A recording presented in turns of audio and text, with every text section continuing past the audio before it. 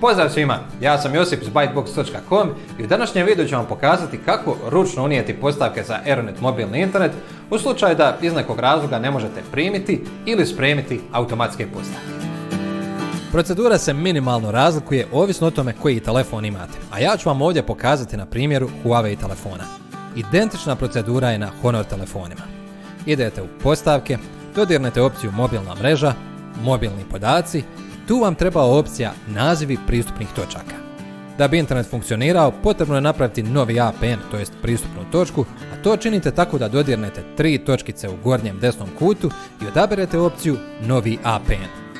Ime možete staviti proizvoljno, no radi lakšeg snalaženja preporučujem vam da napišete Aeronet internet ili nešto slično. Jedina druga opcija koja vam ovdje treba je APN. Nakon što je dodirnete, otvorit će se polje za unos APN-a, a koji ćete unijeti ovisi o tome koristite li pretplatu ili bonove. Ako ste postpaid korisnik, to jest koristite pretplatu, napišite web.aeronet.ba. A ako ste prepaid korisnik, to jest na bonove, napišite gprs.aeronet.ba. Nakon što unesete APN, dodirnite u redu i spremite postavke dodirom na potvrdnu ikonicu u gornjem desnom kutu. Konačno, potrebno je aktivirati taj APN što ste stvorili označavanjem kružića kraj naziva APN mreže.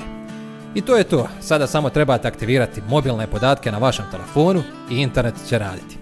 Mobilne podatke obično možete aktivirati dodirom na ikonicu mobilnih podataka u notifikacijskom centru ili ako idete u postavke, mobilna mreža, mobilni podaci i aktivirate klizač kraj opcije mobilni podaci.